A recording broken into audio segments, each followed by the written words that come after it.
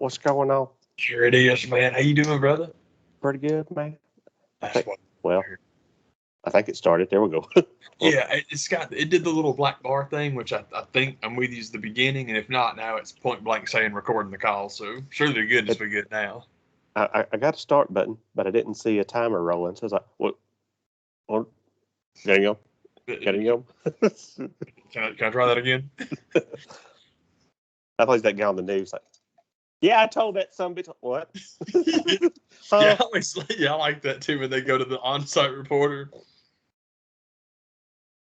Thank you, Todd. I love that delay, man.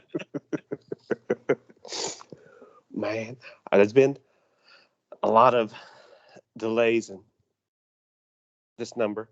Watching the Braves the past two nights. They've been having Fox 5 News live from the Battery. And I can't help it. I still have to watch every second of it. I'm just like, I understand completely because it's very, very fun. We talked about this not that long ago. It's very fun. Sorry. Having Joe Martinez, Ronald Acuna, and Trey Young all in the same town. And like we said, man, I don't mean to get off on Acuna again because they're doing it without him, which is absolutely shocking and phenomenal and so cool. But that's what I was actually one of the things I was looking up is I was keeping an eye on that score, but I hadn't looked back in. So I'm like, oh baby, I love it, man. And that was so. I was thrilled enough to come home from Houston with one, and the way Game 3 went, and I know it's everybody talks about Joe Buck, but here I go. and here's me doing that. and here's the reason why I'm right. Let me tell you why I hate him and why I'm right. Man, the way Game 3 was going, and he's got a former Brave sitting there in the booth, right there with him. Maybe he was just trying to, piss John off. I don't know, because John's impartial for the most part. He's a pro, man. And but you would have thought doom and gloom for Atlanta. Mm-hmm. They're winning tonight. Oh God, the next two games are bullpen games. What are they gonna do? I hope they enjoy tonight because Astros are just gonna beat the ever-living piss out of them tomorrow. Never once did they mention Houston's got one of those coming up too. They sure do. And you're right. That's Joe. That's just what he does, man. And typically what Joe does. Typically, Joe is your run-of-the-mill corporate broadcaster where if it's the Cubs or the Red Sox, he is just fawning all over it. And the fact of the matter is, people will always do the you'll get like the fan map, like when the Super Bowl comes out, like they had it, like last year. And so your Super Bowl map last year was like Florida was Tampa Bay, and the rest of the country was, I don't remember who they played now. I'm sorry to say because I didn't watch. So, but anyhow, okay. So we all hate Tom Brady, so we're all pulling against Tom Brady. I think that the Chiefs went back. I want to say. Yeah, you're right. That it is who it was, man. So it was Tampa Bay and Florida and Kansas City Chiefs, the rest of the country. Well, I saw a version of that for the World Series this year, but whatever genius made it did something in particular that was really, really good. Yeah. The entire country is navy blue, and it's not that Texas is orange. A little dot in the southeast corner, like the city of Houston, is on. It's like Houston. Even the rest of Texas wants you to lose. Like, that's awesome. But screw those guys, buddy. That being the case, going out and blowing Houston on the air is how you're going to get people to retweet your stuff. And he is such a piece of crap. I hate Joe Buck so much. I'll tell you, though, I'm with you. I like the idea of Joe goading Smoltzy into frustration because Smoltz, I've seen clips of John Smoltz, but it's just weird. All those guys were different. Tom Glavine always seemed like the really, really, in my opinion, he seemed to be he's like debate team Big Brother. Yeah. And Maddox was the try-hard genius middle brother with a huge chip on his shoulder. Yes. And Smoltzy was the young buck who was the athlete. And the thing about the thing is brother number 2 thinks he's competitive. Brother number 1 is a good athlete and he plays well, but brother number 3 is so psychotically competitive that when Joe Buck says the wrong thing, he might get thrown out of the booth. And it's just, I had no idea. But it was just like, I've just seen a couple little things when he was doing stuff with MLB Network where they would just do little like, okay, yeah, let's go run the bases. And hey, let's make this. Like there was that one thing. I remember what it was now, man. But Smoltz, John Smoltz, man. Closing pitcher, starting pitcher, doing that thing. It was some kind of weird little challenge where they had like thrown this ball like to where it was going to land on one of the lawns in the center field, man. And they didn't tell him. And it was like, hey, John, you up for it? And then they threw it while he was turning and looking. A guy is out of his chair, jumps over the barricade and ran the thing down like 40 yards like it wasn't nothing. And he's like in slacks and dress shoes. And it was just because it was like, go, God, it was awesome. But I'm like, man, I would not mess with that guy for nothing. He just instantly became outrageously competitive and pulled it off too. And it's like, this guy's not a professional outfielder, but he looked like one there. It was awesome, dude. Yeah. There's at some point in time during this season, and it took a minute for it to dawn on me because I was at the game. It's been 2 months ago now, but Austin Riley's walk-up music is the breaking the glass and the old Stone Cold music. So that's all I could think this afternoon as he's coming to the bat. Jack Greinke, you ain't got what it takes anymore. Like the idea. I like the idea of Austin Riley hitting a home run. He gets to second base and spikes the guy and starts stomping him. Stomping him over second base. Awesome. He gets to third base and Ron Washington throws him a couple of buzzers. Middle lights, excuse me. Like chucks him. Well, we're, celebrating a potential clincher. Yep, I'll take some natties. Dude, whatever you got, man. I like, I'm very 30. I'm with you. It's a weird thing. The Braves being in the World Series is, I just want to be real careful about it because, again, I've been a terrible Braves fan all year. I don't think I've watched an inning of a game this entire year. So I am thrilled. They are 3 games or 2 games up, 3-1 in the World Series. It's awesome. And for people I know who are fans, this is the greatest, man. But it's just so cool. We talked about what a neat place it is to be right now, man, as far as how many overwhelmingly talented young athletes are in the city right now. And Joe Martinez already got his championship. The Bravos might be about to get one, and it's not beyond the realm. The Hawks are going to be good. The Hawks have been a contender. They really are. They were talking the other day about, I was watching Heat highlights. I think it was Doris Burke was talking about, Jalen Rose has gone on the air, and he has said that he thinks the Atlanta Hawks might, and among other teams, but he thinks the Atlanta Hawks might be more talented than the Brooklyn Nets. Talented might not be the right word, but the point they were making was how little turnover there was on that roster. And they're not wrong. We talked about it earlier, man. Like the Hawks roster is very, very similar to what it was last year. And I know making it to the Eastern Conference Finals doesn't mean a lot to some people, but that was a big deal to us. That was a good team. And the only team that knocked us out is the team that won the championship. And have you seen the Milwaukee Bucks play this year? Man, you talk about keeping your foot on the gas. They look great. Oh, man, it's a very exciting time in Atlanta. This is me being negative, and I'm sorry about that. I know that us not drafting Justin Fields is going to be a fucking federal case within 5 years. And we've talked about it, man. I don't mean to kill the Falcons for not drafting Justin Turner, because if you know the ins and outs, they could not possibly have done it, and it sucks. I hate they couldn't get themselves in a position to do that, but it's all good. And I don't mean to trip on what is wrong with me?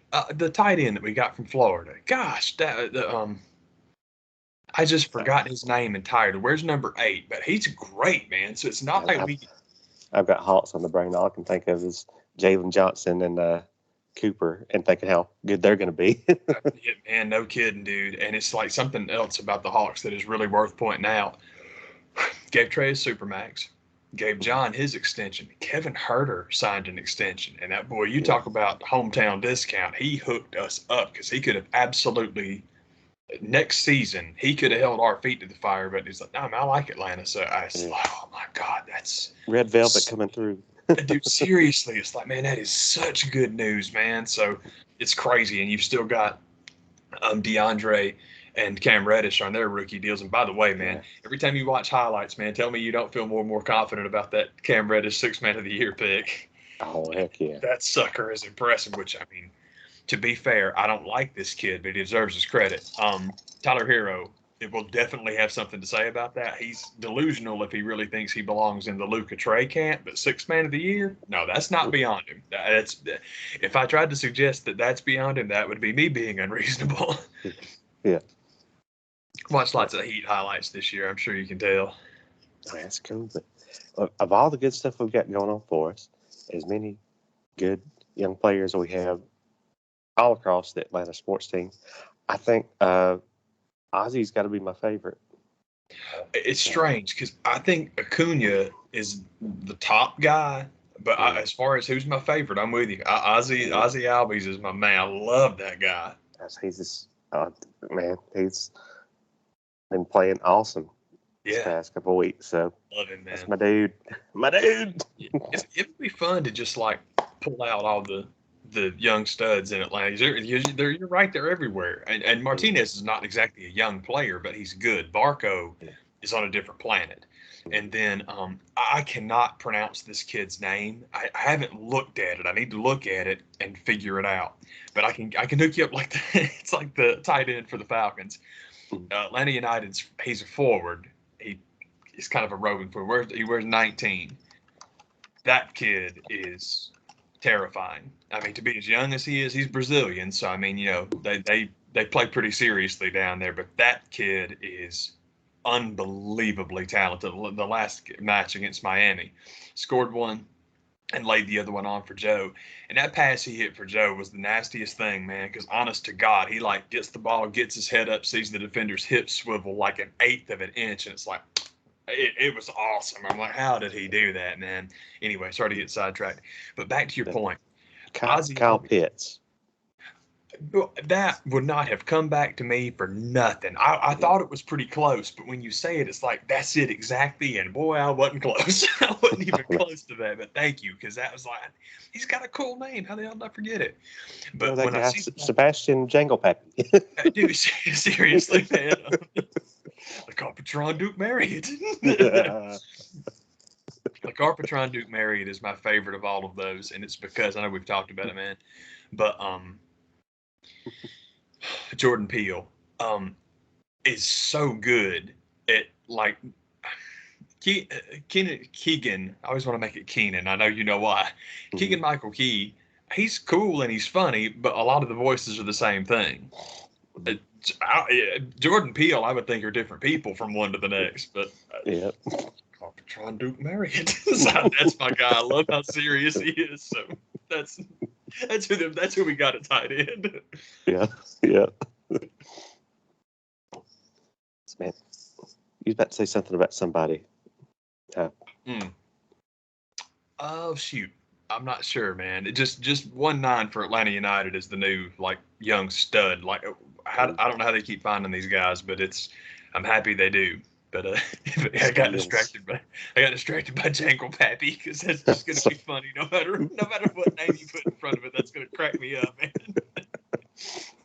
man.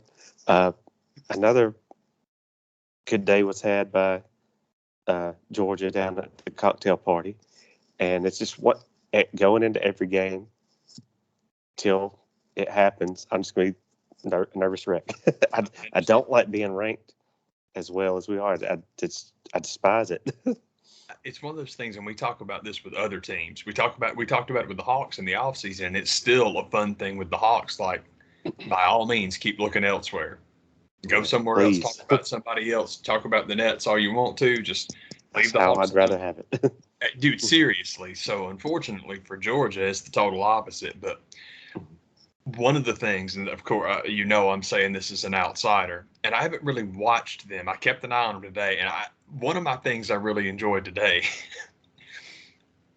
and I might have this completely wrong, but just based off of watching the box score come in, what it looked like happened to me is you went out and played the first quarter, and where you normally make your adjustments at halftime, Kirby and the staff looked around and said, A, B, C, D, do it. They literally had decoded everything Florida was going to do that quick, and they were able to make that change. They put 24 on the board in the second quarter, and I'm like, oh, my God. When I saw that halftime score, shut it down. Dude, seriously, I saw that halftime score. I'm like, boy, that's what I'm talking about. I love it. I'm very, very happy for them. And, of course, I'm assuming that this year is like most other years. Y'all ain't played Auburn yet, have you? We beat Auburn. Okay, now that I couldn't remember because it's usually later in the season, but for some reason it was stuck in my head like maybe they already played them. So that's the deal. If you've got past Auburn, man, I hope you win the rest of them until y'all play us, and then we can have us a real nice brouhaha, and that'll be just awesome, man. Heck yeah, man. Excuse me. Crazy. Crazy. Which today was a homecoming for Tech, and I check every year to see if Roman Reigns makes it back, but I mean I understand he works weekends, but still I was hoping that maybe he'd get down, man. I know we talked about it, man, and it's very fun to go back and revisit it now because he was so reviled at the time, but man, when Tech got that Adidas deal and that's who they flew in to be the model for the new uniforms, that was so cool. I mean that was just awesome, man. Let's see if I can. Come on, man. The remaining games are next Saturday, Missouri. Oh, yeah. Saturday the 13th, Tennessee. The 20th, Charleston Southern. And Georgia Tech on the 27th. Just in time for Thanksgiving. yeah, man. Charleston Southern, is that that's the Chanticleers, isn't it? No, that's Coastal Carolina. Sorry, I was going to say, man, Coastal Carolina once again is in the top 25. And just when you said that, I'm like, man, are they really playing them? But I got my schools mixed up. But Tennessee being on the back end of the schedule is not how I'm used to it. Tennessee is always at the beginning and Auburn's always at the end. So but thank you for reminding me that because it was just whenever I started to say it, I'm like, it does seem like maybe they played already, so thank you, man. There's definitely been some shakeups from what I'm used to. Yeah, it's cool, man. You know me, I keep wanting them to. Excuse me. I like Mercedes-Benz hosting non-regional games or big crossovers or whatever, man. But one of the propositions was to make that weekend the opening of college football, and it was going to be Tech versus Georgia, first game of the season every year, and I would love that myself. Good idea.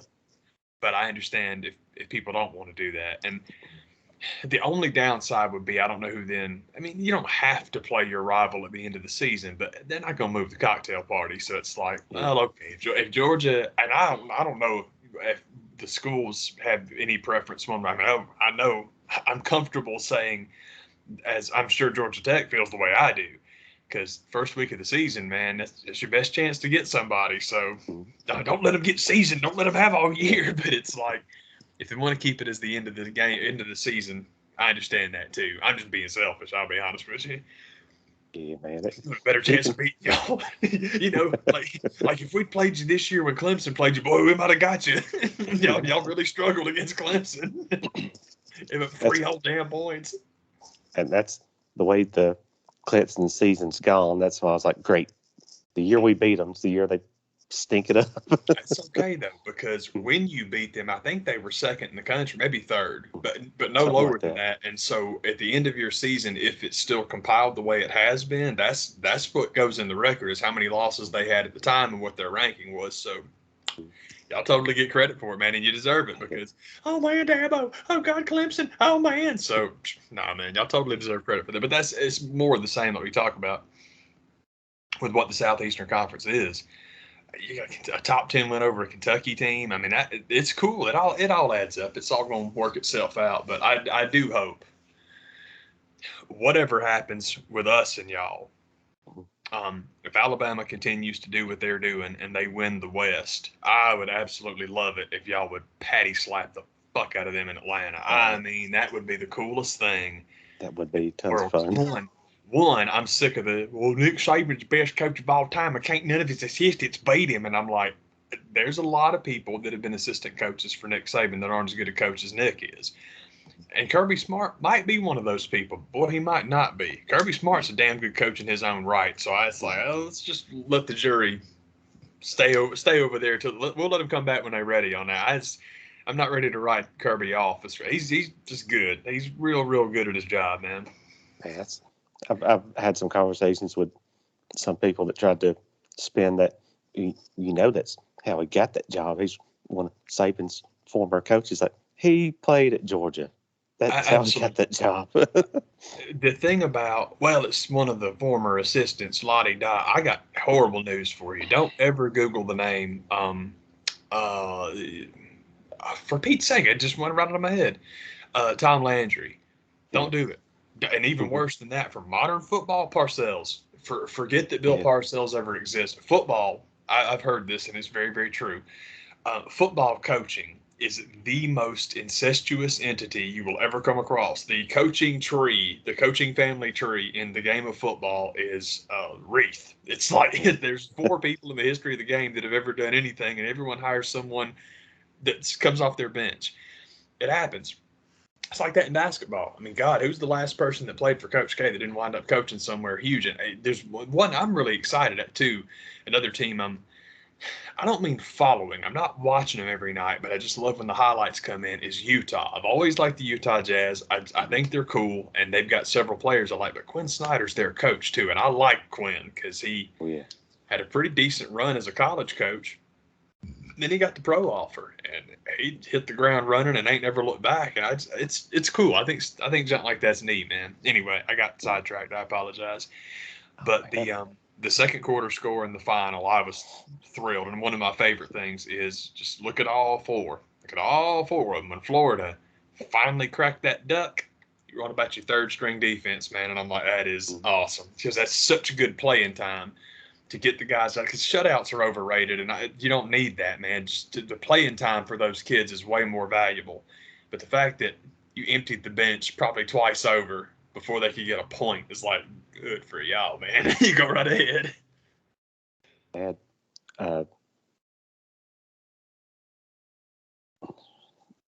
Vanderbilt on the 25th, Arkansas on the 2nd. Was their 2 shutouts this year. Vanderbilt was 62-0, and Arkansas was 37. So we've had enough unanswered points for this. That's what I'm talking about, man. Have y'all given up double figures at any point in this season?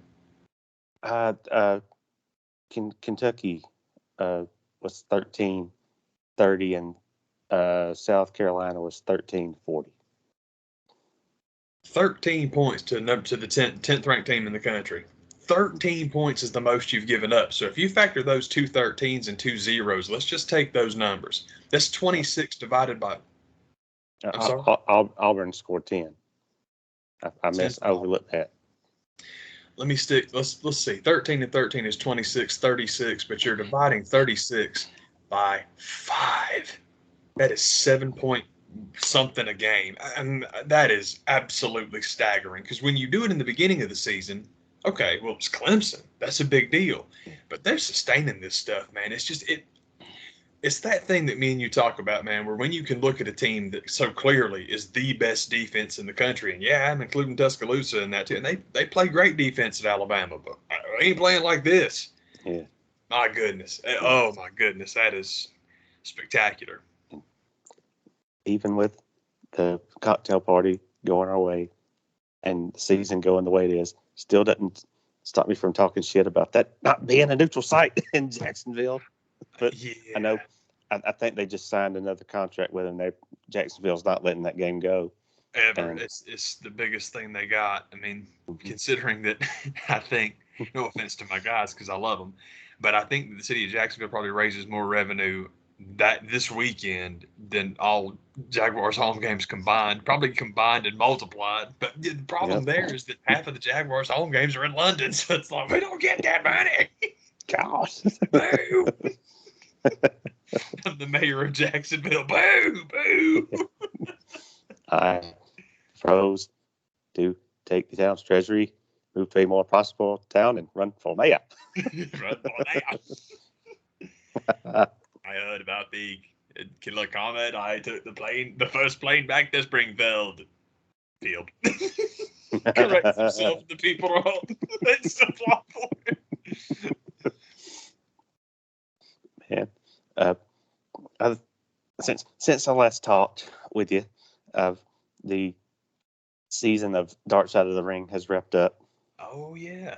Thank Christ. Seriously, I need a break. Man, this talk about a downer back half of the year. Watch the Many Faces of Luna Vachon episode. Yes. One that I was really looking forward to for some reason, just because I really like that character. I like her. I liked her for a long time, and it's been several years ago that I just got on a. It's not that I'm ever off of the shoot interview kick, but I was on a pretty hard and heavy one that weekend, and I came across one with her and Gangrel sitting down talking, and I just wasn't paying attention to the title of the video very well, and it got halfway through it. I'm looking at the title of this. It had to be on YouTube, and it was Gangrel Luna Vachon rip at the end. I was like, what's that supposed to mean? I had no idea she had passed at the time. Yeah. And so I felt royally stupid.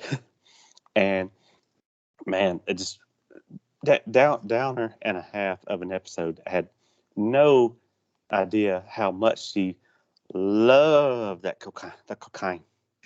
Loved it. Loved the cocaine.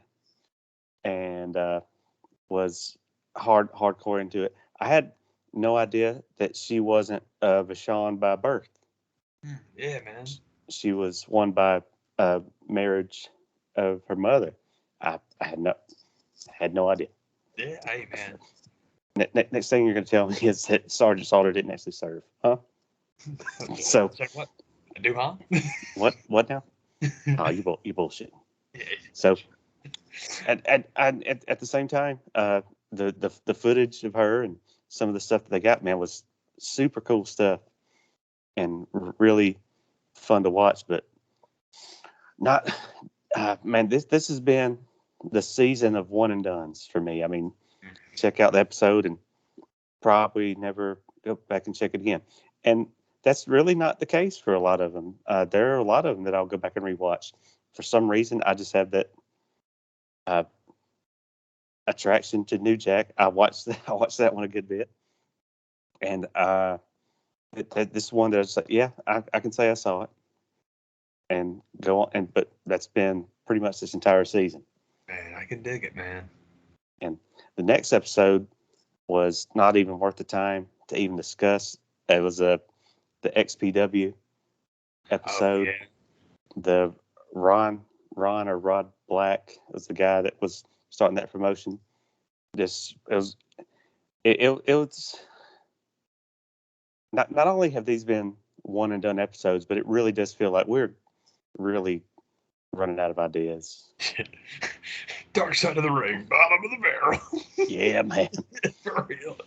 So yeah, the top, I'm sure, and there are a lot of reviews that I hear that every episode. Oh man, this one was great. Like, no, it hadn't been that way for me this season. That was one that's pretty much and it wasn't when it got done. It's like, no, why did I sit through that? No, it was during the whole episode. I was like, why are they even giving this the time of day?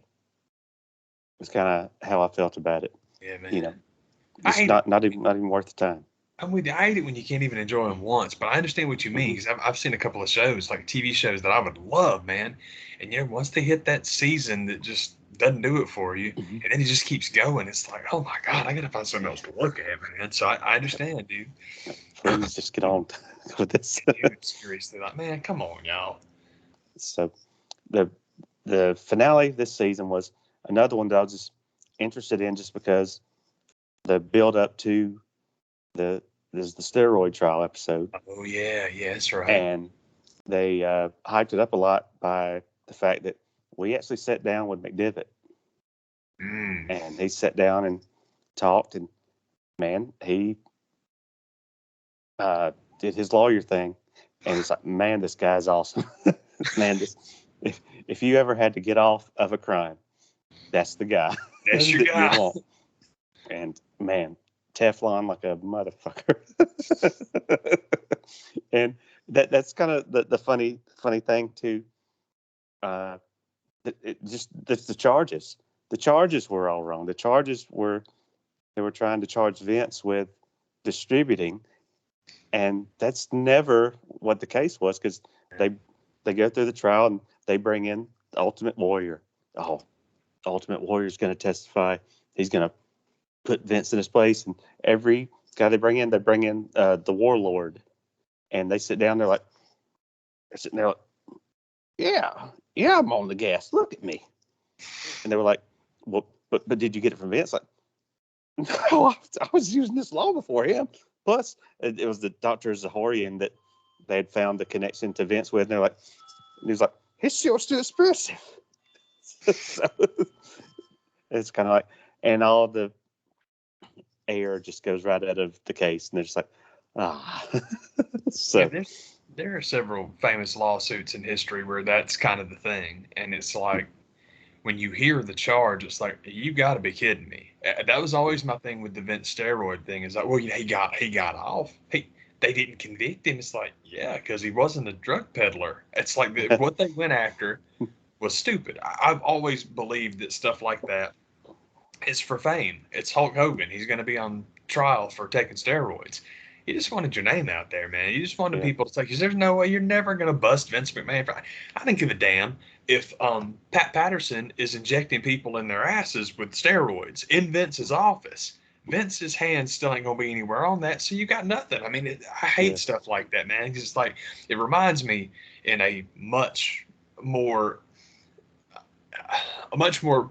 pleasant to discuss version. Excuse me. It reminds me of the Trayvon Martin, George Zimmerman case. What they were going after Zimmerman for, you were never going to prove that. It seemed to me they prosecuted that trial with a view to letting him walk, because it's like, first-degree manslaughter, his ass would have been in prison. Second-degree murder, he probably would have been in prison. But you want this first-degree murder? It's like, you can't prove that. And that's the problem, because first degree, you have to be able to prove malicious intent. It's like, he set out to kill this kid, and it's like, the only reason y'all even put that verbiage in is because you wanted to hot dog and you wanted to let him off. That's the whole, you know it, because it's like, everyone knows he did it. He'll tell you he did it. But it's just that stuff like that bothers me, man.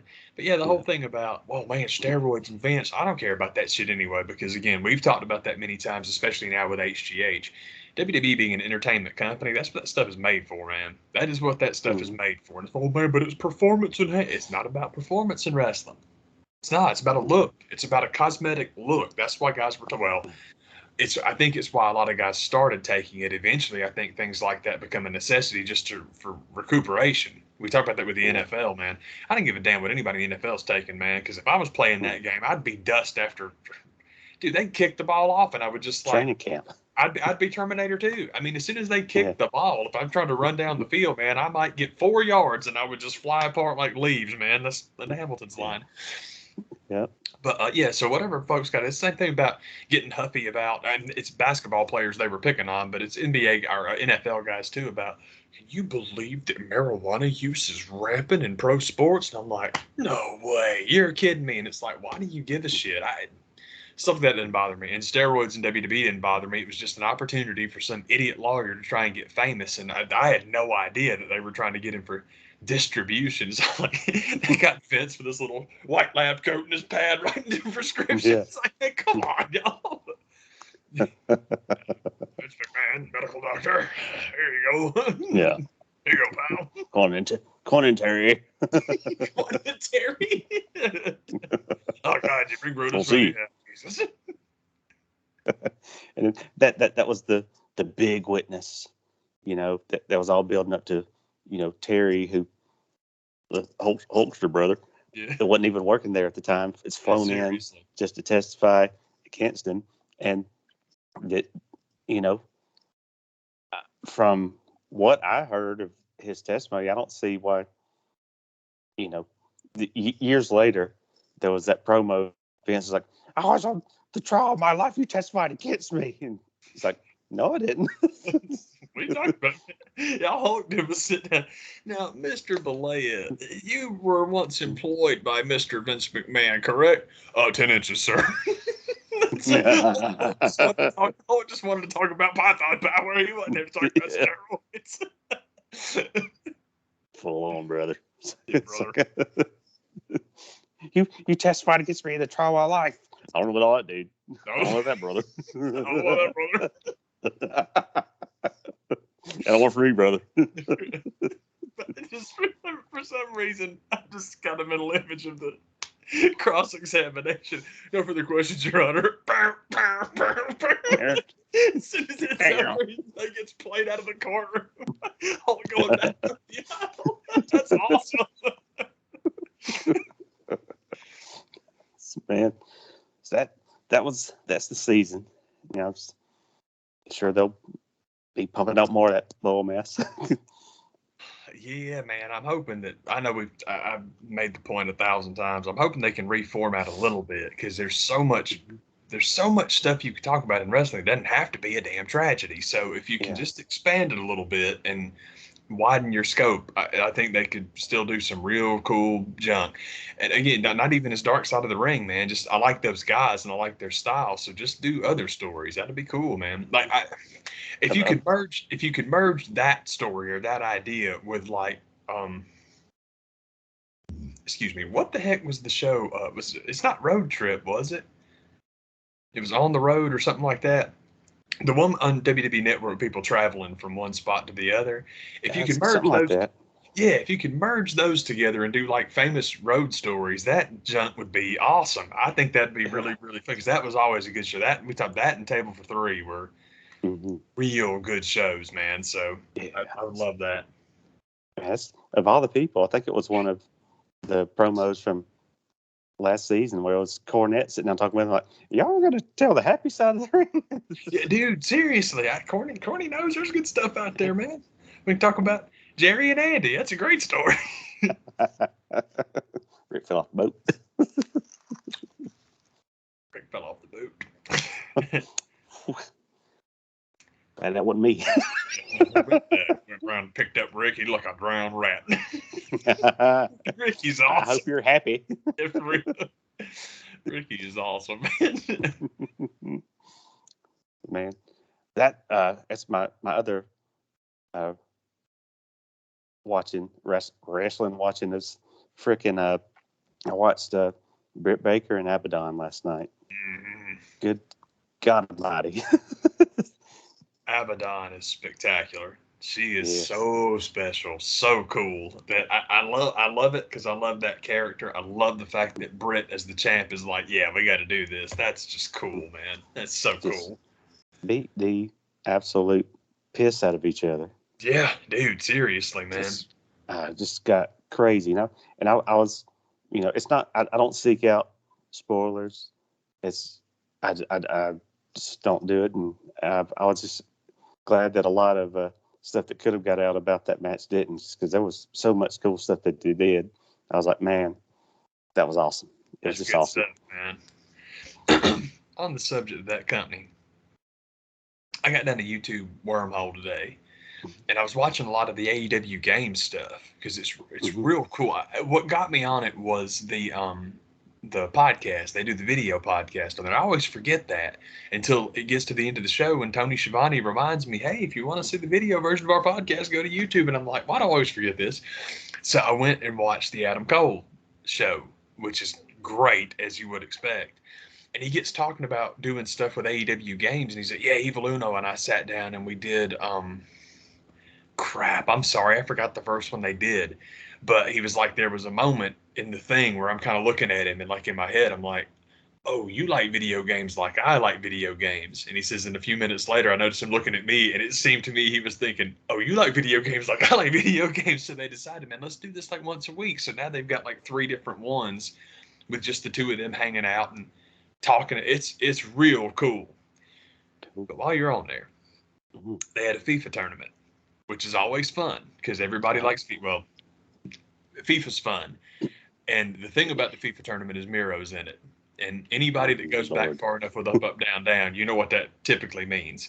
But I think it's the quarterfinal. It's him and Eddie Kingston. Don't have to watch the whole thing. Don't have to watch the whole tournament. But that one's really, really good. It's worth watching because Miro's just such a curious guy, man. He's just so cool. Like several times he's talking with Eddie. Eddie's hilarious because Eddie's just a funny guy. But there are several times where Miro's like seriously talking to him, and he's all like, "Nah, you're like, this is good." He's like, "You're trying, man." It's the whole thing. He's like, he knows how good he is at playing that game, and he's like, most of the time people just kind of jake it, just have a good time, and it'll be okay, and Miro will kill me, and I'll move on. But he's like, "No, this is good. You're actually, bowing up and play. I like it. I appreciate it. It's real good." But it's just so cool, and they get to the end, and of course Miro wins 4-0. And so Eddie's all like, "Yeah, man, good game. It's all good." And he's like, "Man, you should be real proud, man. You played well. You played real hard." Eddie's off camera, and he's like, "Man, see, I can't even be mad at him. He's just such a good dude that I'm not happy that I lost, but it's just real cool. He's such a classy guy." I'm like, "Well, that's just cool as hell, man." Yeah, man. It's dope, man. That's cool stuff, And man. Eddie's hilarious. Eddie's exactly what you'd expect because he gets frustrated when he gives up goals, but funny frustrated, not like pissy, like, because that's the thing. It's funny when people take it seriously and when they're like, they give up goals. But it's hard to, in my opinion, it's hard to watch Seth Rollins in that Madden tournament because he takes that shit way too seriously. And it's like, man, you got to couldn't play with those kids. Yeah, it's like, you got to calm down, man. I wasn't a controller thrower, and I don't want you to throw mine.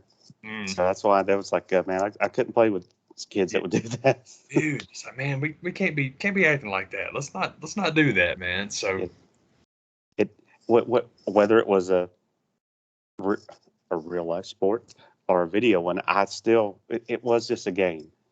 Yeah, I can dig it, man. There's I'm not going to say that there weren't some times when I had to get up and leave, but I didn't, I didn't throw the controller or the keyboard or anything. Yeah, that's my thing anymore, man. Is like, it's strange. Winning 11 will do that. Like when you're playing Winning 11, man, you'll be going and going, and it's like, man, this is so good, this is so cool, and then all of a sudden, it'll just slip, and it becomes just a little bit more difficult than I can stand for it to be. And it's ridiculous because the thing is, it's not about winning and losing. What I like to do, me, I bounce back and forth between both teams because then it's totally random who wins. And over the course of the season, it's really interesting what happens. But it's whenever, no matter what team I'm playing as, I just can't get anything to come off. And it's exactly what you said, man. It's like, man, okay, just cut it off and come back later. You'll feel better, like, because basically what happens is just fatigue. I just play too much, and it's like you're doing the same things every game. You don't like that, so take a break and come back later. It works, man. Yeah, man, that's that good stuff. Yeah, no, I've had to. I hate to admit it, I've had to replace way too many controls. I don't do that stuff anymore. I was always better at playing games with other people, except my buddy Gene. I was always horrible to him because I'm a fucking dick, and I guess that's why I pick on Seth Rollins about it now, because I hate being like that, man. And I don't think I've been like that for a while. And that's my thing, is I like playing games with other people, especially other people's equipment. Because if it's somebody else's equipment, I'm not going to be a dick about it. My crap, not anymore, but my crap I would bust. Other people's stuff, can't do that. So that's a line, man. Fox pass. Yeah, man. Man, that's that good stuff. It is good stuff, man. It's still Halloween season, and my one thing that I can't understand, with as many horror movies as they've had on, and as popular as this character is, why has anybody ever been scared of the Child's Play movie and the Chucky character? It's a good question. Kick the shit out of that kid. That's what I'm saying. It's like making a horror movie about like a Pomeranian. Yeah, I get it. They're loud and they like to yap, but I mean, they have quarter-inch teeth. Exactly, man. It's like, even if they bite you, just laugh at them and then punt them. I don't understand.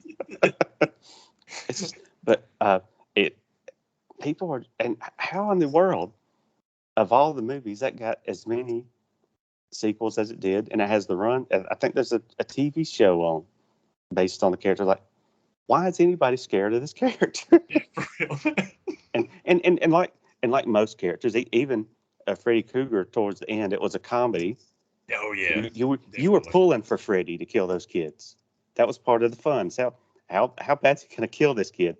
I think that's kind of what happened because of the people I know that are into those movies. I'm not one of them. Everybody loves the Bride of Chucky movie when Jennifer Tilly shows up. So I kind of get when it kind of becomes more of a comedy, but at the same time, it's not one I'm like, oh man, I can't wait to watch that one this Halloween. But it's not my jam. I've never seen anything beyond the second one. I saw Child's Play, and then I saw Child's Play 2. And the thing about Child's Play 2 is, long-time 90210 viewers or anybody that watched the Carol O'Connor in the Heat of the Night, Yeah. the actress in the second one, her name is Christina Leese, and she played a character named Kyle. And I was in love with that girl, man. When I was like 11, oh God, she was the finest girl I'd ever seen in my life. In 90210, she played Emily, Brandon's first girlfriend that tried to set him on fire or whatever. Oh yeah. I just thought she was the finest thing I had seen since Lisa Coleman, and I still think so. But that's my point, is that I'd already met my girlfriend in the Chuckyverse, so I couldn't watch the Jennifer Tilly one. It's like, nah, Yeah. I've already spoken for her. It's stupid, but that was my logic. It's still getting better than that. Yeah, dude. Yeah, once you have your girlfriend, it's established in your head in a horror franchise, don't watch anymore. Yeah, man. But it's weird though, because I was watching a video that was like compiling what they thought. That's the point they were making. Is like, man, Freddy Krueger is such an entertaining character, and he's so much fun to pull for, and he's hilarious. But some of those kills in that movie are really, really rough. So it's counting down what they thought were the most brutal ones. And it seems to me that number 2, but it might have been 1 because I can't remember what 1 was. But man, number 2, it might have been 1. I would have it number 1, but it's the one from part 5. The guy on the motorcycle, where like the engine comes to life, and like, oh man, that is rough. And then I found out, because I'm an idiot, on YouTube you can watch it. That apparently that kill was edited very, very, very much, and I thought it was rough in the movie. But it's like, oh no, you can watch the real version. I'm like, don't tell me that. I don't need to know that. It's like, dude, it was bad enough the first time. That's my RoboCop thing. When you go back and watch the unrated versions, like, did you really need to see freaking Murphy getting his head blown clear through? Yeah, seriously. We got it. Yeah, dude, he was dead. He was dead. We got it. All right, Paul. Yeah, you go and watch the unrated version. It's like, but RoboCop was dead. What? So what are you talking about? That's the whole that and I'll that goes back to, I think, one of the very first times we sat down and talked was that movie when you were a kid. It's got advertised horribly because it was advertised. Oh man, this cop comes along. He's a robot cop and bring out the kids. And that's not what that movie was. We've had conversations. Oh, somebody has to die. We've had conversations before about the 80s cartoon property that was the most inappropriate of all. It had to be RoboCop. My God, based off of, you've seen that movie, and again, I mean, the 2 most traumatic things in that movie are Murphy's death scene, and like you said, not even the unrated one, just Murphy's death, and the freaking toxic waste guy at the end. Oh yeah. Oh my God, that is. Yeah. Dude, seriously, man. Leland Palmer fucked him up. Dude. but and it goes. Like the idea of Leland Palmer turning him into that thing and then singing "Sorry for the Fringe on Top." But man, it goes back to my other kind of. It's not really a horror thing, but it's like you sit down and watch this cartoon, and you're like, wait a minute. Casper the Ghost is a dead kid. Yeah, this was a kid, man. That's why he's this friendly is a cartoon and nice to everybody. A comic book we're supposed to laugh about? Dude, for real. Oh my God, man. You're going to put Bill Pullman, and Christina Ricci in a '90s remake of it, and it finally dawned on them while they were making that movie, like, how are we going to acknowledge the fact this is a dead kid, seemingly murdered by these other ghosts? Let's make it a comedy. It'll be fine. It's good. We'll have some chuckles in there. So he's like, if Kevin got killed by those robbers in Home Alone, he's Casper. He's gonna love it. He's gonna love it. It's gonna be awesome, guys. Casper's what happens if the Wet Bandits win. Terry said it'd be a great idea. I don't like that, brother. I don't like all that, dude. You don't love that, dude. I don't like all that. I'd say that on the stand. It goes to Vince McMahon. Terry says a lot of things. Oh, God. Stop listening to his ass. For real. Was he wearing the white bandana at the time? Well, that tells you everything. God. Good God. So that's all my Halloween stuff. It's interesting talking about when you actually think about Casper, it's a little more disturbing than maybe it should be. Mm-hmm. I'll give you an example. This is cool because actually I've got some music I want to discuss with all of the good folks here. And one of them, I just got to look it up because I can't remember the name of it, but one of them completely fits that description. And I will try and describe what it is. I just have to look it up real quick. All right. Cool. It's a guy named William Basinski, Basinski, William Basinski. And he had an album. He released this in 2002. I'd never heard of this till the other day. I just had never heard of it. But he released an album called The Disintegration Loops. And I'm like, okay, I got to check this out. And it's 2 tracks. It's 1.1 and 2.1. Now, 1.1, understand the first track on this album is 1 hour and 3 minutes long. And the second one's only about 11 minutes. But it's fascinating because I just read what it was. And I'm like, I got to hear this. And apparently this guy's been a musician for a long, long time. And the story that I read, if I remember it correctly, was that he was transferring his music from like reel-to-reel tape to digital.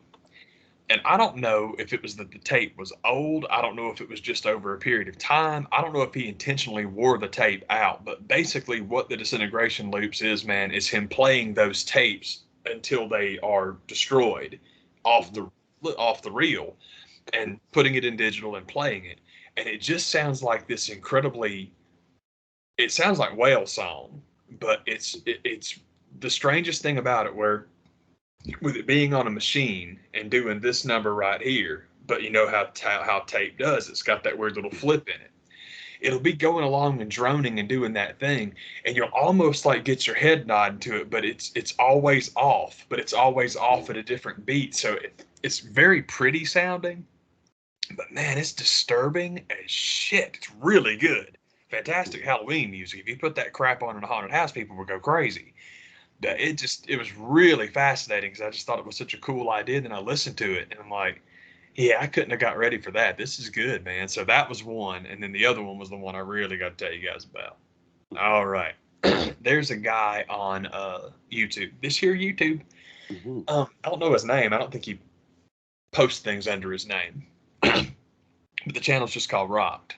That's all it is. You've probably seen videos of his before because he's been doing this for a long time and he's really good. And a lot of his stuff is countdowns of like funny things or crappy bands or awful covers or things like that. Excuse me. But for the first time, I've been watching this guy's stuff for a couple of years, man. But for the first time, well, in and out. For the first time I came across, it was a little video. So much of his stuff is red and this one was blue. And I'm like, oh, that's different. And it was because it was a positive post. But he had like his best albums of, I guess it would be I think this would be 2020. I think this is last year. But in the little thumbnail is the cover for Fiona Apple's Fetch the Bolt Cutters, which I loved. Loved that album. Thought it was awesome. I'm like, oh, okay, I got to check this out.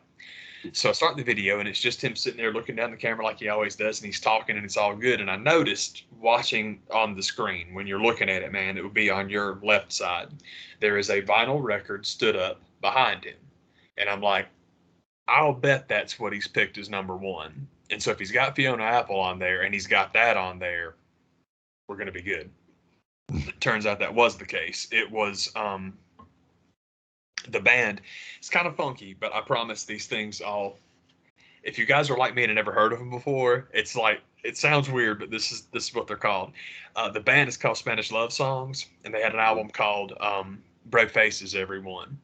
And if you remember what life in 2020 was like, it is a soundtrack for 2020. That is one of the most pissed off, economically unstable, and nervous albums ever that still somehow manages to you'll feel okay when you wake up tomorrow. It's not just this doom and gloom. I mean, they talk about some heavy stuff, but you get up, you fight on.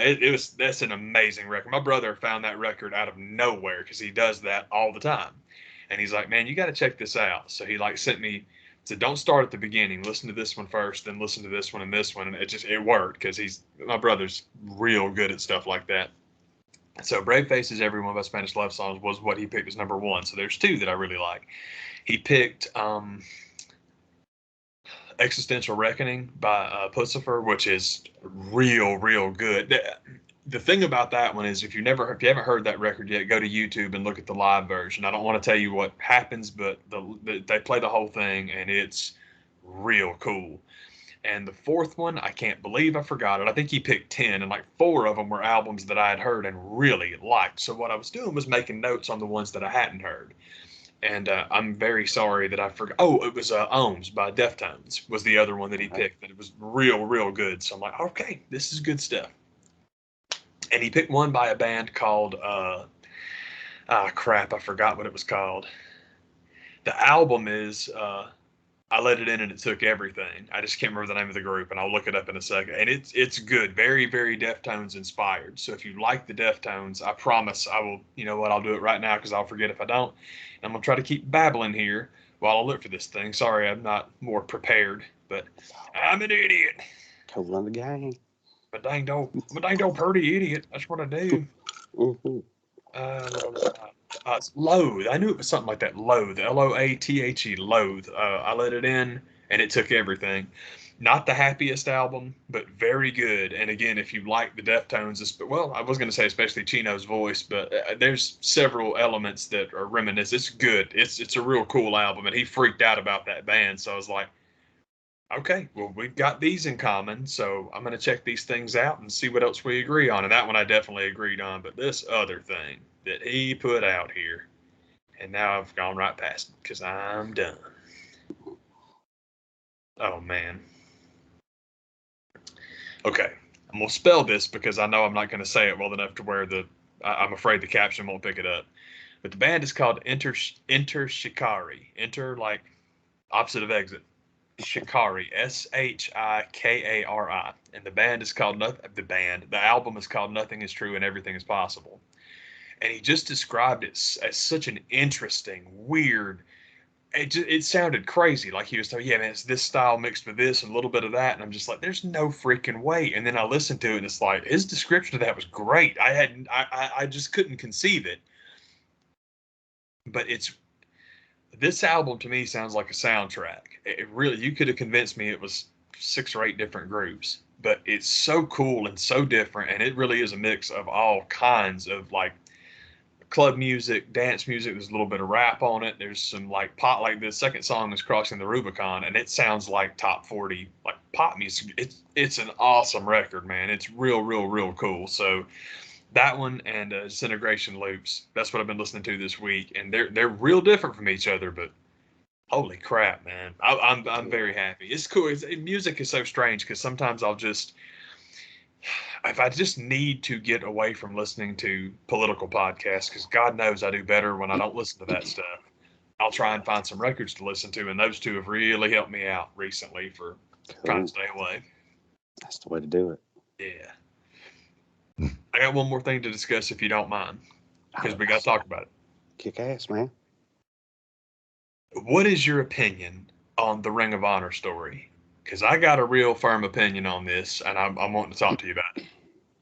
Man, one thing I've said for a long time is that if AEW can get Kevin Owens, Sami Zayn, and now Danhausen in the fold, then they'll be the greatest roster of going today. I'm very much with you on Steen and Generico. I'm very much hoping that there'll be 2 more of the defectors. Mhm. Danhausen to AEW.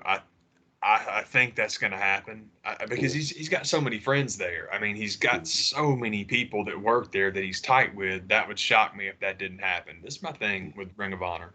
Mhm. And a lot of people jumped off the cliff, and a lot of people that don't know shit about that company and don't care, but just want to talk shit, made a big fuss about, well, if WWE had fired all their people in one day, well, they didn't fire all of them. They just fired 60% of them, and they did it over the course of about 6 months. And there was a pandemic, and there was no vaccine. So don't give me this what about bullshit. They are not the same.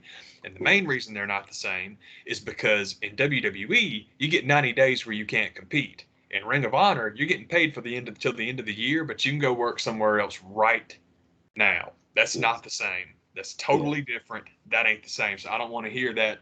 It's not. They're different. They tried to do the right thing, That's what I'm saying. and They paid. doing the right thing is a very expensive thing to do. It is. They paid everybody all throughout the pandemic, and they are going to continue paying them through the end of the year. That's really quite cool and good on them. And also, I mean, not to say this is factual, I don't know if it is or not, but Ring of Honor in the past has done that stuff where it's like, yep, everybody signs their new contracts between here and here, and they all run out on this day, and then we renegotiate from here to here. It's like, I don't know if this is as out of nowhere as people think. Excuse me. But my main thing with it is, and I could have this totally wrong. I don't know anything about Ring of Honor or their business structure, but I do know this. I know what my opinion has been for the longest, and here we go. Hopefully, this is the last time you ever have to hear me say it. I've complained endlessly on this channel that Ring of Honor's mistake is copying the WWE's independent contractor, but exclusive to us model. That only works in Stamford, Connecticut. That only works for Vince McMahon because WWE is that big. They can do something that jackleg and get away with it because they always have. But in the new era where there is a Ring of Honor and there is a forbidden door, you better let your people walk through it because if you don't, you are going to die. So the notion of shutting down operations for 4 months, letting everybody go and work wherever they want to, and then firing back up in April, if they do fire back up in April, I swear to God, that's how they're going to do it. It's going to be an open door. They're going to do what Impact does. They're going to do and the whole thing about TV. They don't have to be on TV. Put that shit on YouTube, man. Ask MLW if that works. It does. So I think this could turn out to be, selfishly, of course, I love it because you've already got Dax Harwood and Jay Briscoe tweeting back and forth. They've already started it up. So, of course, I'm thrilled. But that was something when Jay and Mark Briscoe showed up in Game Changer and won the tag titles. And then 2 days later, Ring of Honor releases everybody. I'm like, I probably should have been a big ass clue. I probably should have paid better attention to that. But, and I know, again, I'm very selfish because there's lots of people in Ring of Honor that I would love to see in AEW specifically. But it's like, I just don't think this is that. I don't think it's that bad. I really don't. I'm okay with it, especially if they can come back. And they might not, but I don't know. I think it'll be okay. And also, I mean, the second Jonathan Gresham gets anywhere near Zack Sabre, the rest of the planet is going to rejoice. Oh, man, people will lose their minds. Heck yeah. So that's good stuff. But I'm, of course, because I can't go a week without mentioning them, I thought Marty and Sarah, basically they said it's not, well, they didn't say what we just said, but they weren't hyperventilating over it either. I'm like, well, thank God. I'm glad somebody's taking a fucking breath. Yeah. And it's nice too because these are people in the industry. They know. So it's all like this. Oh, it's over. Another one bites the dust. You know, Vince gonna buy those tapes. So I do think the tapes are going to be worth a shit ton of money, a lot of money. Because if you're telling me that Vince McMahon wants unfettered AJ Styles material, I understand that. But I can also see AEW wanting to buy up the tape library that A, includes All In, and B, has all the CM Punk stuff. Yeah. I can see a lot of interest in there. So the idea of Ring of Honor, if they're going to sell, and that's my other thing too, is if you buy the tape library, can you buy the Honor Club format? Because the WWE Network format has been detonated. They've blown that shit to Kingdom Come. So if you want a streaming service, man, okay, Ring of Honor's got the model, man. Can you just fold that in? I love it. This could be real cool. I think so. I'm not ready to go Joe Buck doom and gloom on it. Yeah, dude, that's what I'm saying, man. Like, yeah, I guess that was my thing, is that there are people, and I know it's not what they mean, but it's what they're saying, and it's like, you really need to take a deep breath on this. Do you really think you're never going to see Jay Lethal again? Do you think Dalton Castle won't wrestle anymore? Do you think Danhausen is going to go away? I mean, come on, man. You know it's. Excuse me. That's not what's going on. Yeah, Danhausen's unkillable. You can't kill Danhausen. What happened? Yeah, I was watching him today, man. It was just Danhausen unboxes things. I think they have a new video about every 12 hours, man. It's like feels like it. Guys are busy as hell. They are always just putting stuff out. Heck yeah. Is that good stuff? Yeah, man. Man, one quick bit of sad news shout out to Ernie Johnson Jr. His son Michael passed away. Oh, that sucks, man. Shout out. Thoughts going to that family. That's that's actually two locals, because I hadn't thought about it till you just now mentioned it, man. But Javita Moore from Channel 2, yeah. I had no idea that she was even struggling, and it's just, that just sucked, man. I saw that popped up the other day, and they did a nice honor tribute to her today, and it's like, man, good for y'all, man. It sucks, and I hate it for them, but I'm glad they got to do that. It's one of those kind of things, like, man, I've had family members to have brain cancer, and it's one of those kind of things that I don't know. I'd want to go pretty quick. Yeah, I can understand that totally. I understand that totally, man. And in the case of Michael Johnson was his name, and he suffered from Duchenne muscular dystrophy, and he passed away at 33, so it's not right to say he long outlived his life expectancy, but with that condition, he did. Yeah, man. So it's a rough one. Yeah, seriously, man. That just sucks, man. And it's folks, especially folks like EJ, man. Like we talked about him last week, man. Just Ernie's one of those guys that he's got that weirdly infectious thing where a TV personality, you really feel like you know that dude. No, I'm not saying like know like your buddies, but you care. You actually care about these people. And that just freaking sucks, man. I hate hearing that. So, man, shout out to the Johnson family. Yeah, absolutely, man. Man, that's what's up, man. That's how we do it. Y'all, thank you for watching. And if you check those albums out, I hope you dig them. They're real good, man. Heck yeah, man. Take care, y'all. All right.